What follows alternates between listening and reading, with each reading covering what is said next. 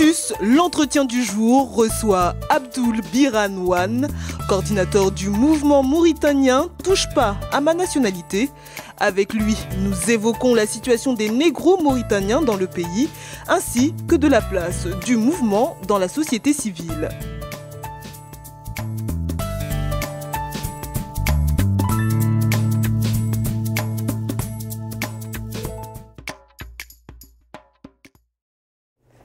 Abdoul Biran Wane, soyez bienvenue. Comment est né votre mouvement Touche pas à ma nationalité? Je vais d'abord commencer par préciser que le mouvement est fondé le 25 juin 2011 quand le régime d'Abdel Aziz a décidé de procéder à un enrôlement biométrique. Alors, dès le départ, nous avons remarqué une série d'irrégularités par rapport même à la constitution des différentes commissions chargées de gérer cet enrôlement du début à la fin. Je vais donner quelques explications. C'est une commission nationale qui est composée de 12 membres qui avaient en charge de gérer tous ces recensements. Alors, cette commission de 12 membres, composée de 12 membres, ne compte qu'un seul noir. C'était un véritable déséquilibre dans un pays aussi métissé que la Mauritanie. Il y a eu des commissions aussi départementales qui comptent 54 membres. Sur les 54 membres, il n'y avait que 4 noirs.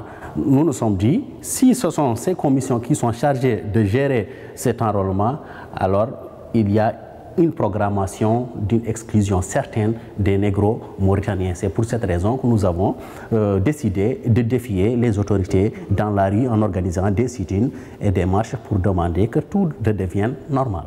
D'ailleurs, où en est le mouvement sur le terrain des manifestations? Oui, il y a eu une première phase où il y a eu des manifestations régulières pour amener les autorités à reculer par rapport à la décision dès le début. Ces marches ont été toujours réprimées. Nous avons connu des arrestations, nous avons enregistré des blessés, nous avons même eu un adolescent, un militant de notre mouvement qui a été tué par la gendarmerie. Il y a eu avec lui 8 blessés par balle. Donc c'est un bilan très lourd dans l'histoire de la Mauritanie, dans l'histoire des négros mauritaniens qui contestent.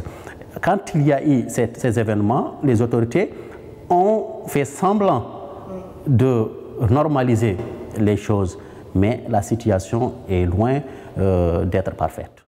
Pourtant, certains disent que votre mouvement Touche pas à ma nationalité est en train de s'affaiblir. Qu'avez-vous à dire?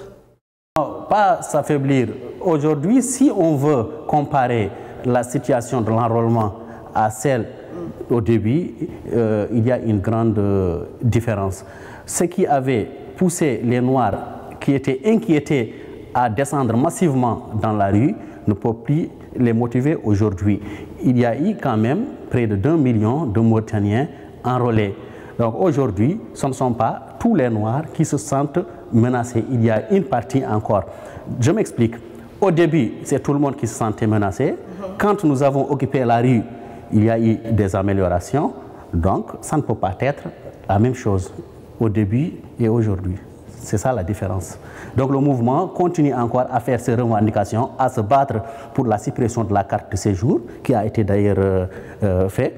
Il y a eu également la demande de reconnaissance de ce qu'on appelle la double nationalité. Et nous espérons également que ça va aboutir. Donc le mouvement a changé de stratégie, mais reste encore le même, bien implanté en Mauritanie, bien implanté également en Europe, en France, en Belgique et ailleurs. Des rumeurs disent que votre mouvement Touche pas à ma nationalité est téléguidé par le Mossad.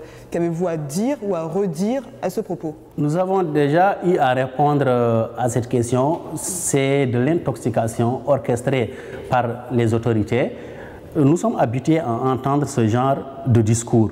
Vous savez que les Mauritaniens sont très hostiles à tout ce qui est Israël, à tout ce qui est juif. Alors pour nous donner une très mauvaise image, pour ternir notre image, les autorités n'ont pas hésité donc, de faire circuler cette rumeur selon laquelle nous sommes téléguidés par le Mossad. Et nous avons eu à répondre que ces grenades qui sont utilisées par la police pour nous réprimer, ces grenades proviennent d'Israël. Les uniformes des policiers qui nous répriment et les matraques, ça c'est des matériels israéliens. Donc s'il y a bien ceux qui sont téléguidés par le Mossad, ce n'est pas chez nous qu'il faut chercher, c'est ailleurs. Pourquoi, selon vous, les négros mauritaniens sont-ils peu représentés dans les institutions? La Mauritanie serait-elle raciste envers ses propres enfants? Oui, ce racisme a existé depuis l'indépendance. Certains pensent que tout est venu avec Taya. Non, c'est une ligne qui a été tracée et c'est un plan savamment orchestré qui consiste à dénégrifier la Mauritanie.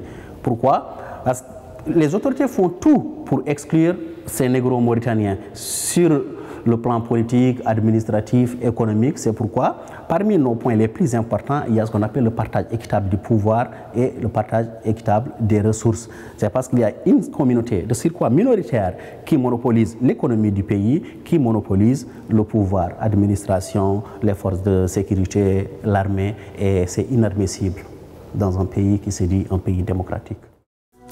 Cactus fait une pause, la suite dans quelques instants.